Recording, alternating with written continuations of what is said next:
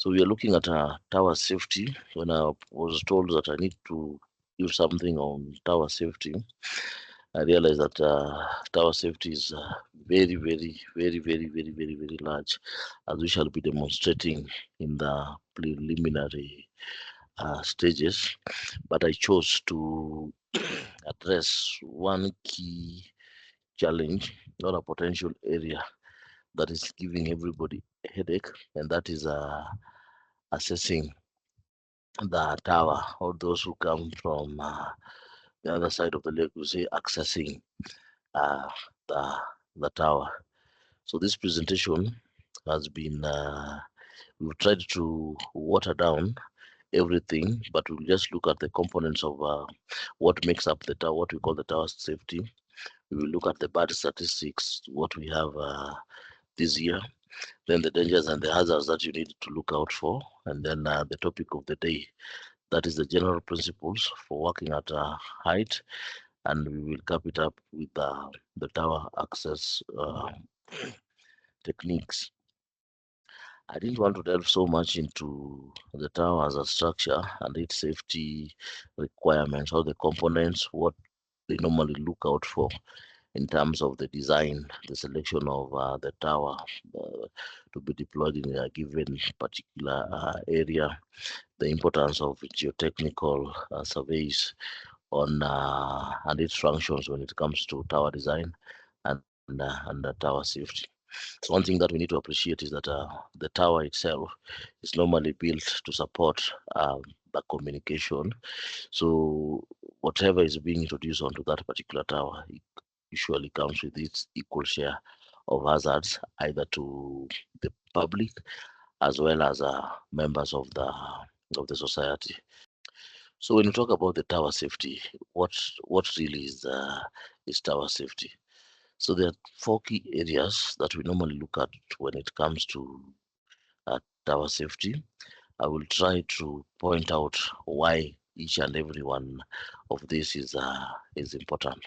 So when it comes to the construction safety, this is where most focus has been placed, and you'll find most management system, most safety system, and even safe work methodologies have been prepared in a way that tries or attempts to demonstrate that we are focusing or giving priority on safety. But most often, or in most cases, we tend to ignore, because you'll find that during construction we focus more on rigor rigor competency, ask for arrests, all those other shenanigans that we normally ask for, risk assessment and so forth and so on. And yet, there's a very important aspect of that particular construction that we normally ignore. Those are now falls into the category of the challenges of the industry. So you look at the industry in itself, no company that is under that normally does construction has 100% of its staff. So they will be transients. You will get someone in Pavicon today, the next day you will be at Acme, the next day he will be at Alandic.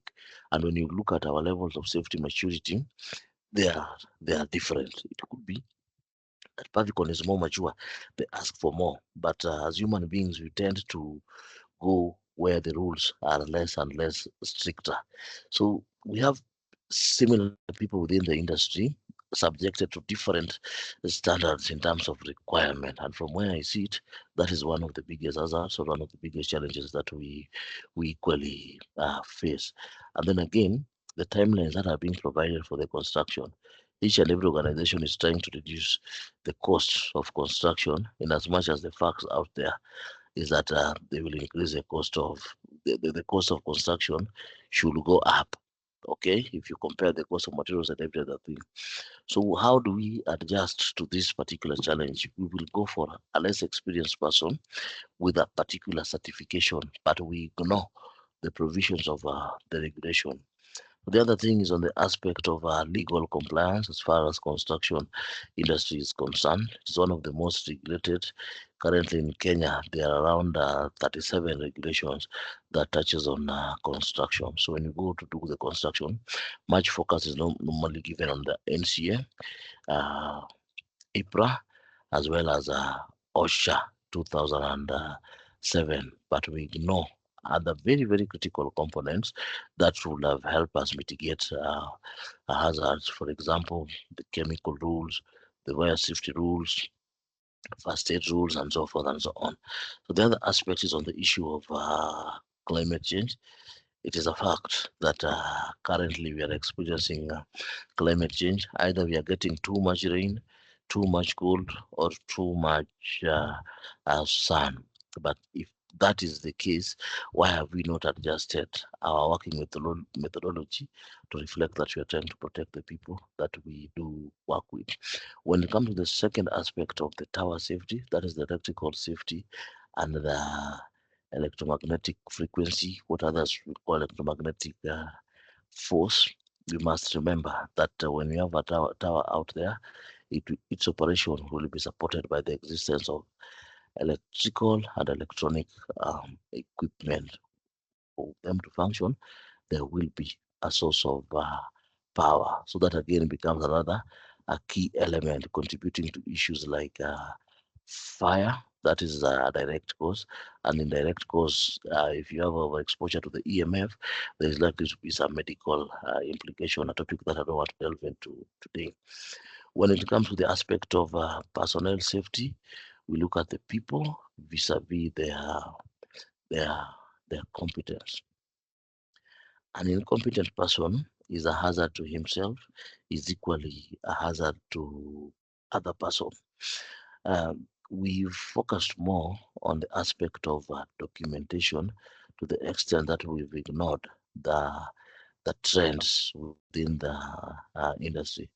If you look at 2022 to date, the number of young men who are coming into construction has significantly increased. And these young men do not pick any other job. They have selected the most dangerous job, that is working at height.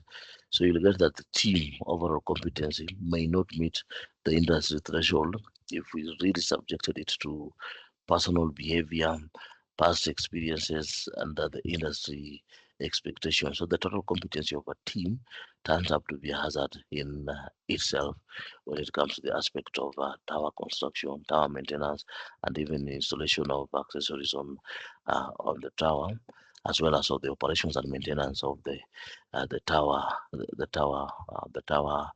tower sites. Then again, the general mood and the behavior and their perspective towards safety is more of some feel that it's more of a showstopper.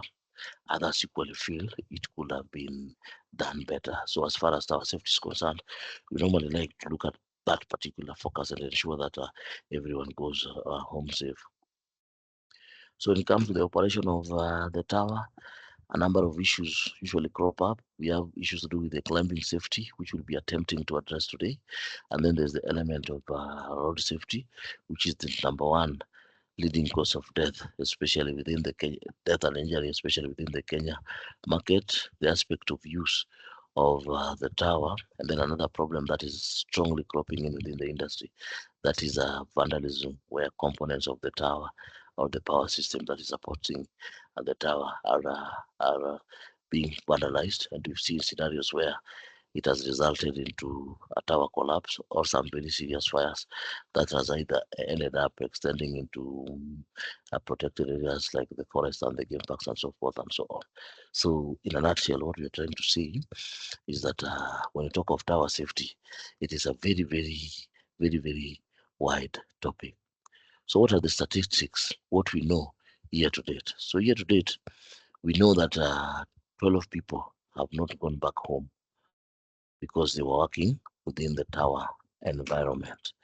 So 4 were contributed as a result of road traffic collision, and 4 uh, were attributed to fall from the tower. And then 2 were related to bees and bees attack, and then 2 were related to secondary causes. Secondary causes here means that maybe a tower collapse, it fell on the building, the people who are staying in that building, 1 or 2 people collapse, or someone was hit by a tower, was taken to the hospital though he did not die immediately at site, or he did not die as a result of fall.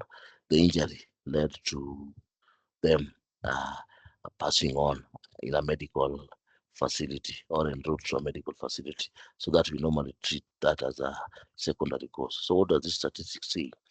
That the tower space is even more and more dangerous. So if you look at the bad theory, Bad was a very good insurance agent.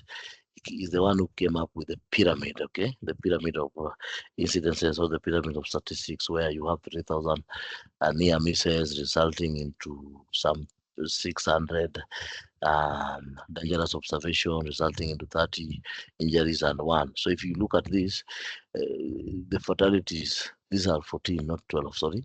So if you look at these fatalities, the 14, and then you multiply that by 600 or 3,000, you can look at the statistics behind this. So if you were to spread that across the industry, the observations could be more. And please note, these fatalities have been reported by industries that has nothing to hide, and they're reporting this in good faith. But there are also other industry organizations that do not report fatalities. When it happens, they want to hide it.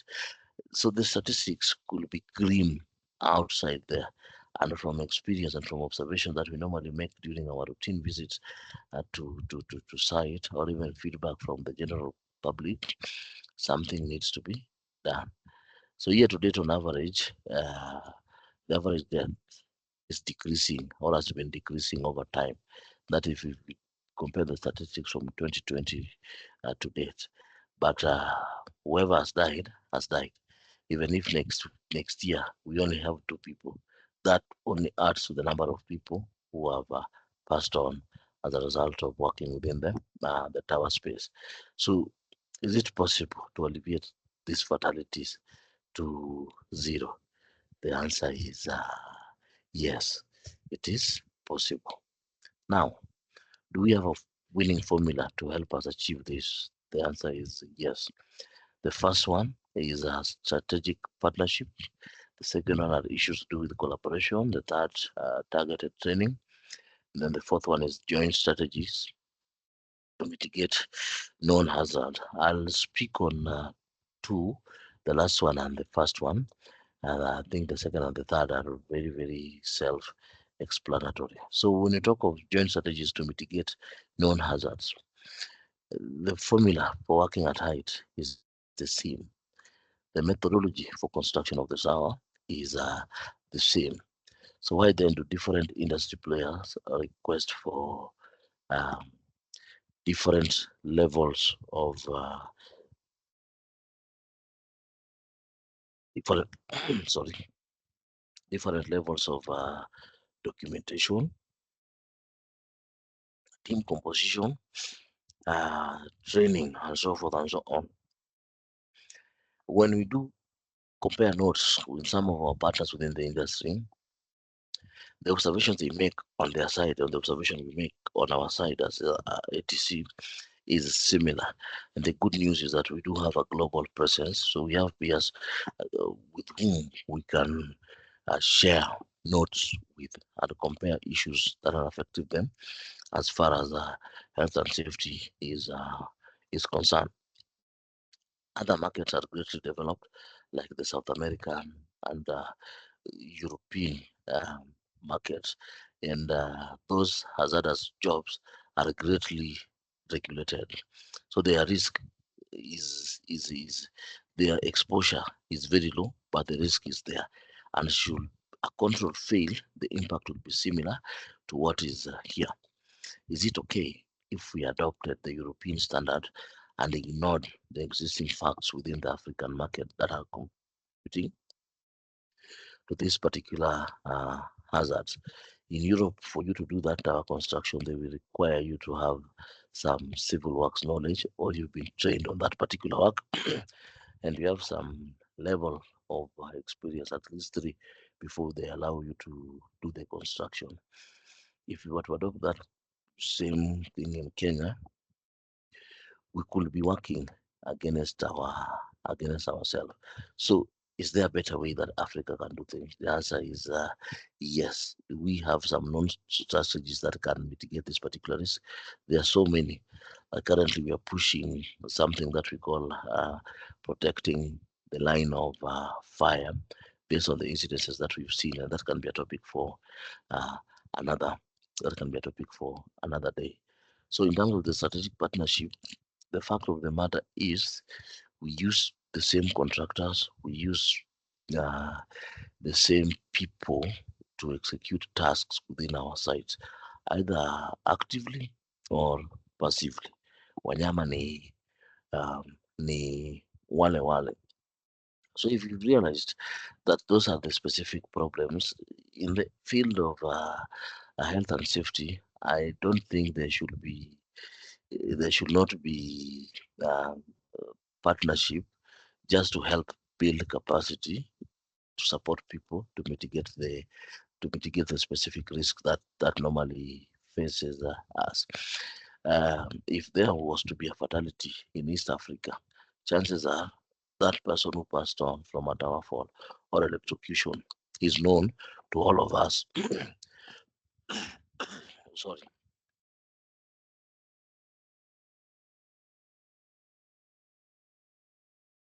That person will be known to all of us within the market. We will be called upon to contribute, and that will affect us. Okay. Another area for collaboration could be on the aspect of training and training management. Why can't we have some very, very similar kinds of training requirements where we, as those who call themselves the operators, let's say, do some quality assurance, and this training are targeted just to address a particular a particular risk. And then the other element is on the aspect of partnering, just to ensure that the training institution offers the correct training to address a given hazard. So when it comes to the issue to do with fire, for example, the aspect of just accepting a certification, I think that has been passed by time. Why can't we have a scenario where the people who are trained are doing the correct thing? The other issues that when you look at the people who normally work at height, in most cases they will always have 100% of the required equipment, the correct training. So don't see the application of that training. So can there be a strategic partnership in a way that we do enforce, not that if it is a no in, let's say, Safaricom, then it becomes a yes in ATC or a yes in Atlas. I think that can help take us a long way forward and preserve the life of people who undertake work for us. And then the hazards are equally very, very common across all, all, all, all, all the towers. Some of these hazards have resulted into um, fatalities, and some of them have equally resulted in some very, very serious injuries. So this is self-explanatory. We will share that, but I want to talk on three that are very critical. The first one is on the aspect of birds. The second one is on the aspect of bees or being on the tower. So as it is, you normally place a caveat upside there that when you inspect the tower and your instincts tells you that it is not safe to climb, do not climb that tower. You need to give us the feedback, and we know the necessary people who are likely to under undertake that management. We normally work very, very closely with the Kenya Wildlife Services to help us mitigate. Not only the birds, there are other areas where you go, you'll find even the baboons and the monkeys staying on the tower. And those animals are usually very, very territorial. The other aspect is snakes. That's why we normally advise that you train your people on the first aid needs to cover issues to do with the snake and snake bite management, because they are facts. Even the cabinet or even top of the tower, you are likely to find the snakes. So how are you going to identify these hazards? The correct statement is that it is very difficult. You may not know there's a bird up there until you are 30 or 40 meters up the tower, and by that time, the bird may have responded, causing you to be at a hazard.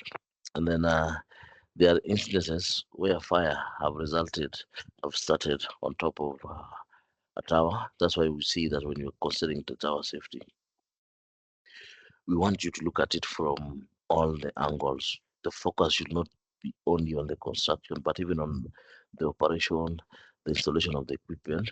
We'll have some secondary hazards that we will need to live up with. Okay, so the incidences of fire has been on the increase. I didn't get the correct statistics, but for Kenya, none has been reported. But for East Africa, there are three instances that have been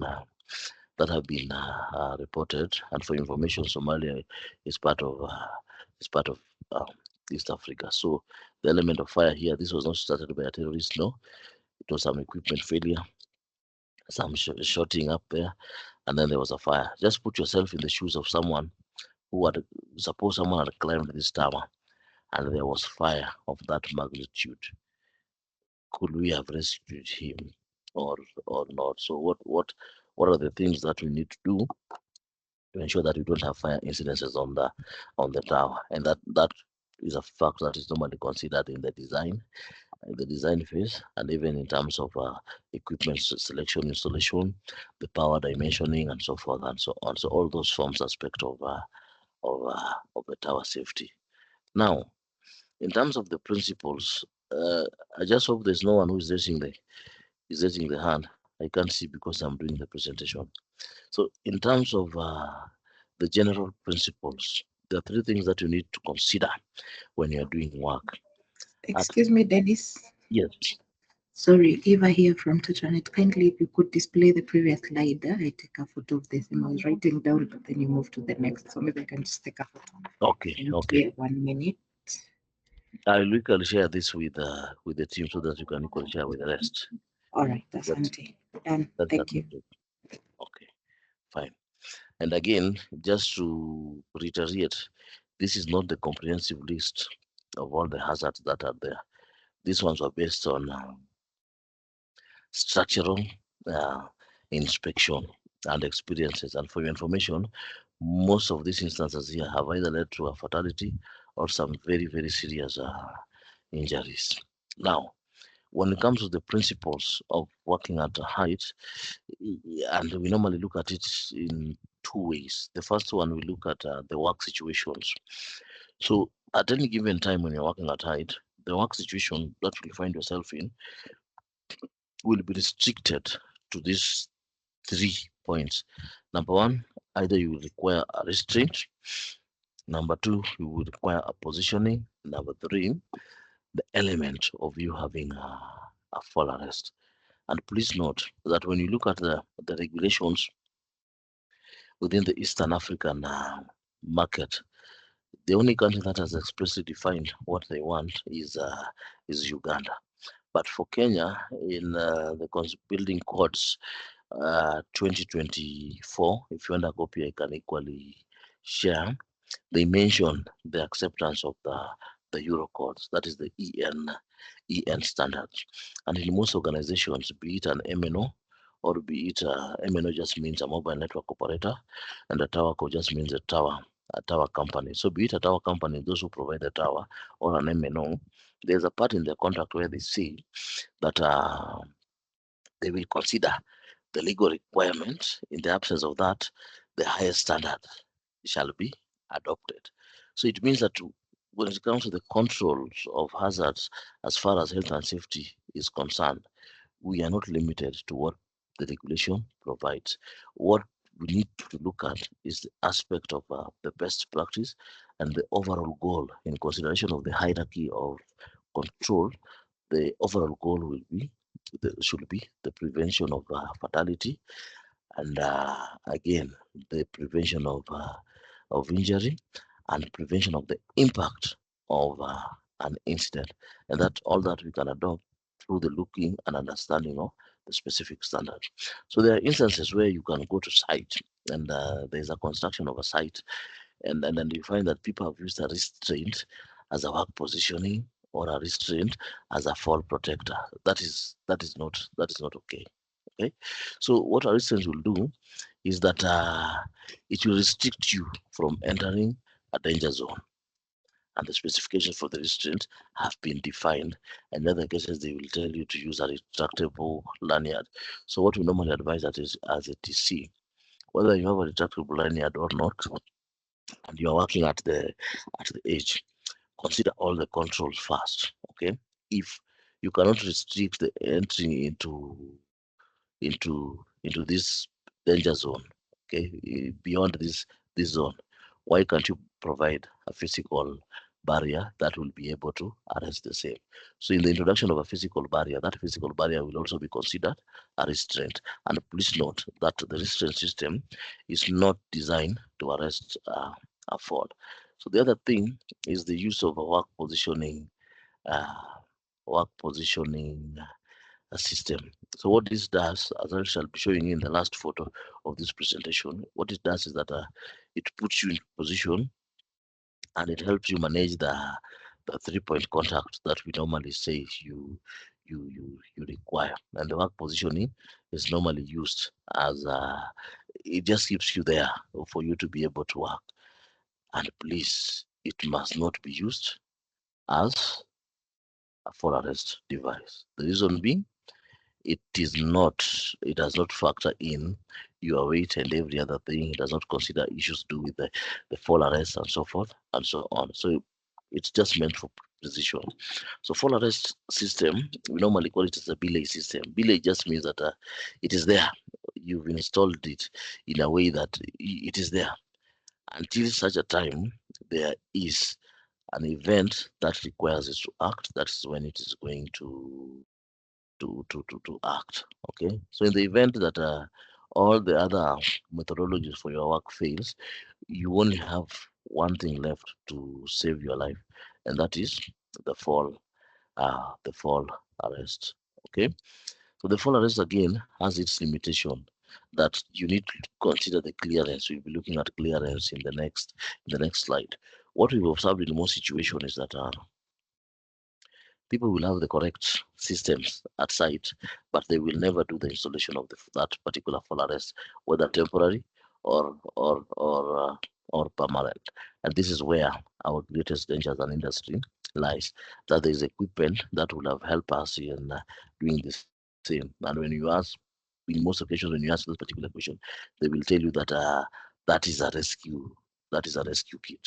Okay, so in terms of the even the use of that rescue kit as a fall arrest is equally allowed. And please remember, when it comes to the scenarios where you need the rescue, the person can rescue himself. The system can be set up in such a way that the person can be rescued from the top by someone who is on the ground, or overally someone can climb. So to save on time, we always advise that this system must be installed 100% of the time. So if you look at that particular photo, there's the primary and there's the secondary. So there's the primary lifeline and there's a secondary lifeline. In the event that one fails, you will always have uh, you will always have uh, a backup plan, and most of this is normally done under the rope access or the upselling training. So things that you need to remember in terms of the general principles on falls. The weight of the user, including the equipment, will greatly affect the amount of energy that is required. So the more equipment you carry as you climb up, the more stronger the system you will want.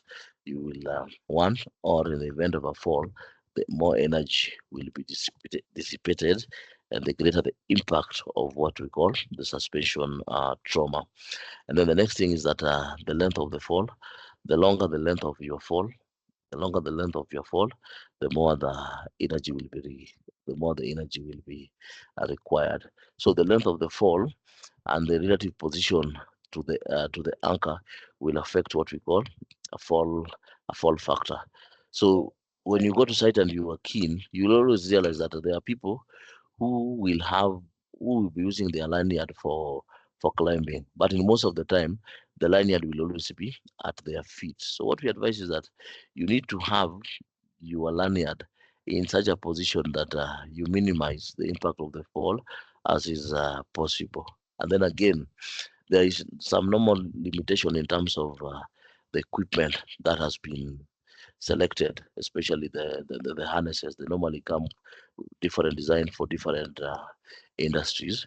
So in terms of the selection, that must also be considered. So remember that if you move above your anchor, the severity of the potential fall will increase because of the impact of what we call a fall factor.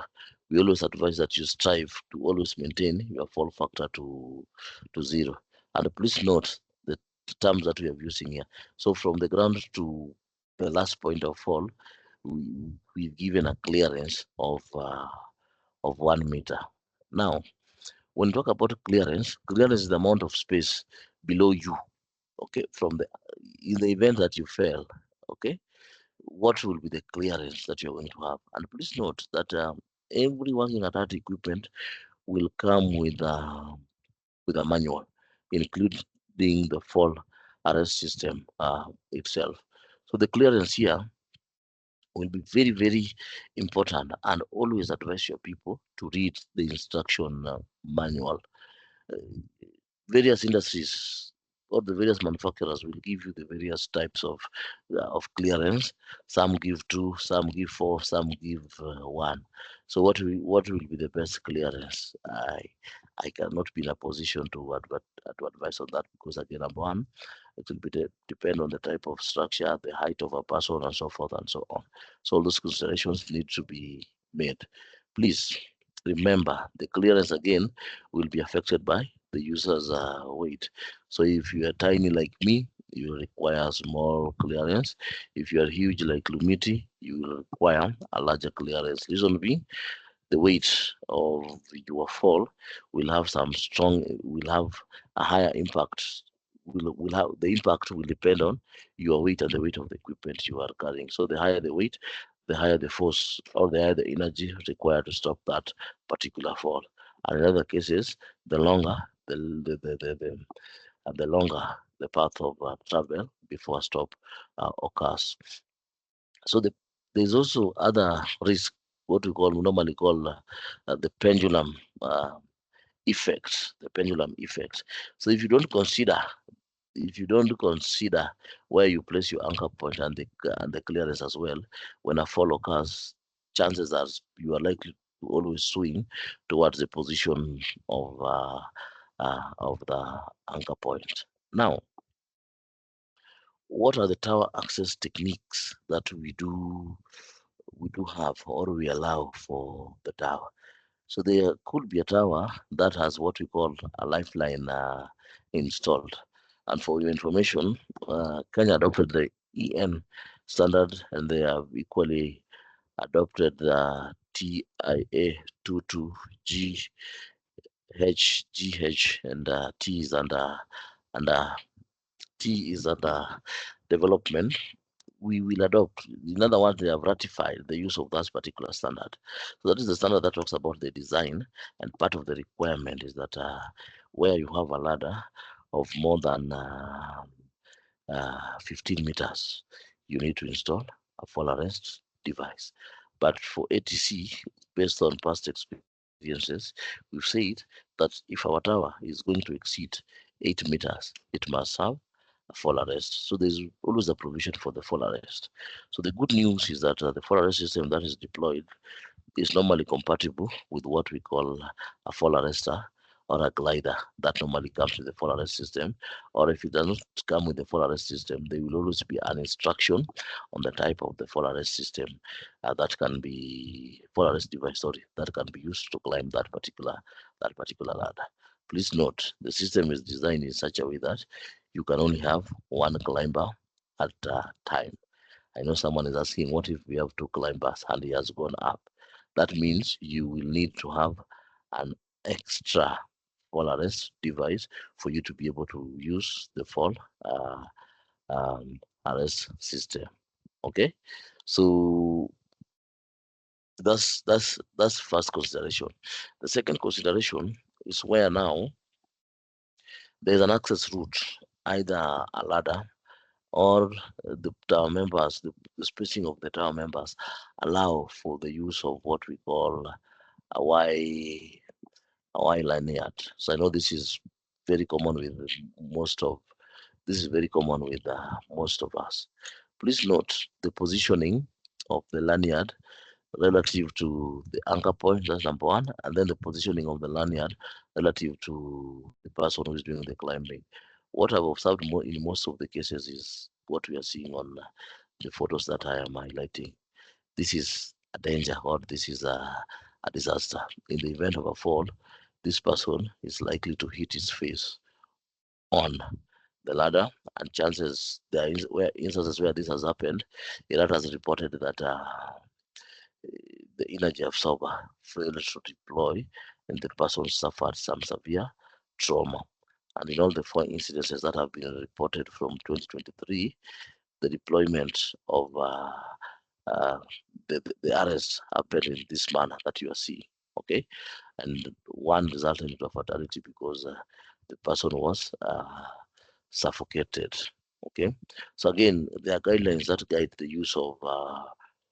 uh, the use of the lanyard for climbing, and then there are also limitation in terms of its application. For example, ATC, where we deploy some massive towers, that is something to do with um, 45 to 60-meter towers. So the members that we normally use are usually large, and you may not be able to deploy this handle safely. For that reason, we always advise that please use the ladder for climbing. And when you look at the ladder design that has been provided by most of the tower codes within East Africa, they will give you a spacing that will allow you to climb and climb safely, even in the absence of a lifeline. So if there's a lifeline, it's okay. You can still climb the ladder. If there's, you can still climb the tower. Sorry. If the lifeline is not there, it is still okay. You can equally climb the ladder. So the regulation things that you need to follow are as highlighted in this particular photos. Please consider the safe use of that hook. But what normally happens is that if the safety person is not at sight, people will always reclaim until they see that safety person. So when they see the safety person, that is when now they will show you that they will be climbing using this. That's why the lifeline option is usually at the best, but you can't provide lifeline for all the people. So those who are going to site need to carry their own fall fall arrest device. Sorry. And then the other method of access is that there is no other access route. In this particular case, what we are talking about is that the ladder has not been provided. The tower has some spacing that will not allow for the use of the Y lanyard. Can we still access this tower? The answer is yes. So what application do we expect it to use? There is what we call some skills that are normally imparted during the fall arrest training. We call it either the rope access or the tower abseiling. The science behind it is that as you go up, you use the slings and the carabiners to hook yourself and to hook the load. And then the fact of the matter is that when you fall, or if a fall happens, you are not going to pass through a carabiner hole, however tiny you are. So the fall arrest can be the fall can be prevented. So there are two scenarios here. The first one is the most preferred. There has been risk that has been reported with this kind of arrangement where there has been a strain on the sling and it gave way. So anybody who has been trained on rope access level 1 should be able to execute this skill. So what are the limitations? Number one, we don't equip the riggers adequately. In fact, 97% of riggers in Kenya will always have a full body harness, a lanyard, and a work positioning belt. And then we say that is that is all that we've provided. And if you look at the skills that is required, The absence of the equipment, and we meet this kind of scenarios, which are so many, by the way, puts that particular rigor on on a line of fire, something that we need to safeguard them against. The number two, pressure from the project side has always been known to cause guys to create some shortcut just to have a way of getting that work done very, very fast. And to your surprise, even your people, when you go to site in the presence of the project manager, they will always free climb. But there are options that have been provided for tower climbing and to ensure that the tower has been climbed safely. The other thing is that or the final bit of that particular access is you access via rope that has already been installed by a colleague. So in this particular scenario, we will mix scenario one and scenario three. That is, in scenario one, there is a lifeline that has been installed. So whoever uses the lifeline, whoever uses the lifeline goes up and set up some safe access. Someone to please mute to and set up some safe access in terms of safe access for the rest of the team, where they do install a temporary lifeline, and then we do the conventional way of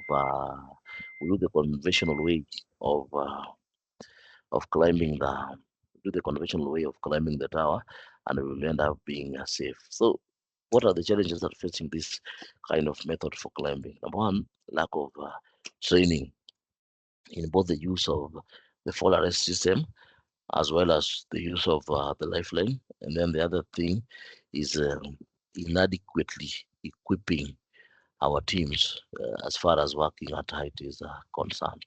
In most cases where the sling has been provided, it has either been a modification, it has either been a modification or or someone turned the sling that normally comes with the full body harness, that which we are supposed to use for rescue, as the sling. So what do we need to do now? Number one, we get the right equipment. The number two, we train the people on the safe use of the particular equipment. The number three, we enforce the use of the specific equipment. So as you can see, the competency of a rigger does not end with the training on fall arrest, basic rescue, rope rigging, or the rope access. It has to be continuous, and it should extend up to the use and installation of the equipment. And then this is the general rule. When working at height, we must maintain a 3-point contact, the work positioning belt in relation to the lanyard where the lifeline is not installed is as such. And in this particular case, this arrangement is only allowed when we have not installed the lifeline, and no work should extend beyond beyond that. Anybody who is working at height must ensure they have both the primary and the secondary lifeline. So this is only accepted during the installation during the installation of let's say a, met, a lifeline like that, just to support the rest of the team. Thank you so much, and I think that marks the end of my presentation.